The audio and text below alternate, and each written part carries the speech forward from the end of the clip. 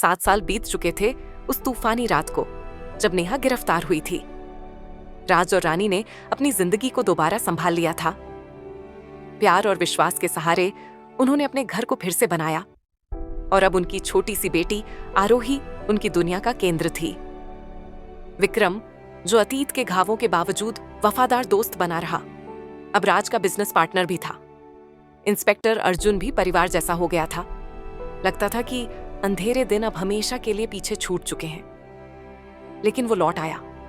नेहा, जो 7 साल से जेल में थी, अच्छे व्यवहार के नाम पर रिहा कर दी गई, लेकिन उसके दिल में राज के लिए जुनून बुझा नहीं था। वो और भी गहरा और भी पागलपन में बदल चुका था। डॉक्टर कबीर, जिसने पहले भी उसे बहकाया था, अब फिर सामने आया। उसने नेहा के कानों में झर भरे वादे फूंके कि वो मिलकर राज और रानी की खुशहाल जिंदगी को मिटा देंगे। नेहा का टूटा हुआ दिल और कबीर की चालाकी, दोनों ने मिलकर एक खतरनाक योजना बना ली। पहला वार बहुत ही क्रूर था। एक दोपहर जब स्कूल की घंटी बजी, छोटी आरोही खुशी खुशी गेट की तरफ भागी। तभी एक औरत साड़ी में, चेहरे पर मासूमियत लिए उसके पास आई। तुम्हारी माँ ने भेजा है, नेहा ने धीरे से कहा। मासूम आरोही थोड़ा झिझकी, मगर फिर उसके साथ चली गई। जब तक राज और रानी को एहसास हुआ कि उनकी बेटी गायब है, नेहा उसे लेकर गायब हो चुकी थी। पूरा मल्होत्रा परिवार सदमे में था। रानी रोने लगी। राज का चेहरा सख्त हो गया। उसे समझ आ गया था कि नेहा वापस आ चुकी है। इंस्पेक्टर अर्जुन तुरंत आए और कसम खाई कि बच्ची को ढूंढ निकालेंगे। उधर एक जर्जर फैक्ट्री में नेहा आरोही को अपनी गोद में लिए बैठी थी। बच्ची लगातार माँ बाप को पुकार रही थी, मगर नेहा उसे अजीब सी ममता के साथ सहला रही थी। मत रो, छोटी सी परी, तुम्हारे पापा तुम्हें लेने जरूर आएंगे। पीछे से डॉक्टर कबीर आया। उसकी आंखों में ठंडा अंधेरा था। वो तुम्हारी बेटी नहीं है नेहा, वो हमारा हथियार है, राज को तोड़ने की चाबी। लेकिन नेहा, जो अपने जुनून में अंधी हो चुकी थी, आरोही को अपने प्यार का सबूत मान बैठी थी। रात को मूसलाधार बारिश में राज, रानी, विक्रम और अर्जुन फैक्ट्री पहुंच गए। राज ने सबसे पहले अंदर जाने की ठानी। मेरी बेटी से बड़ी कोई चीज नहीं है, उसने कहा और दरवाजे के भीतर चला गया।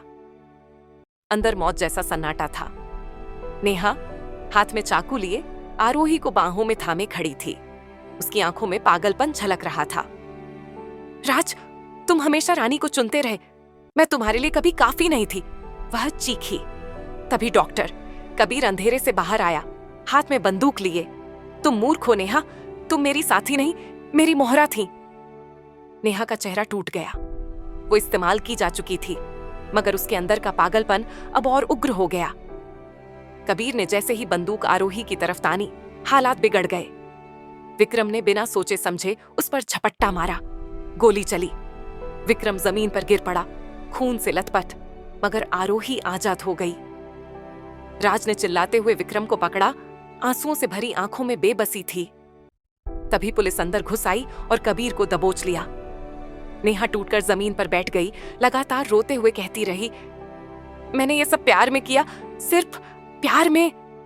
राज की आवाज ठंडी और कठोर थी। ये प्यार नहीं नेहा, ये पागलपन है। और नेहा को एक बार फिर हथकड़ियों में ले जाया गया।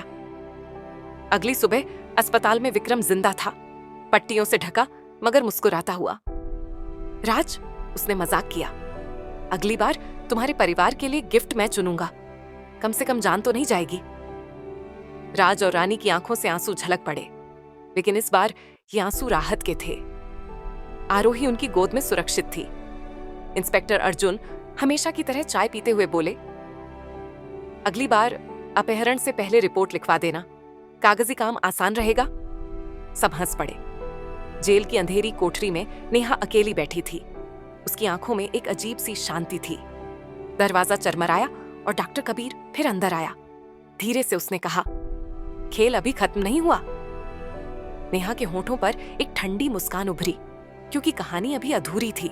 अगर आपको हमारा वीडियो पसंद आया है तो लाइक, शेयर एंड कमेंट्स करें और हमारे पेज को सब्सक्राइब करें।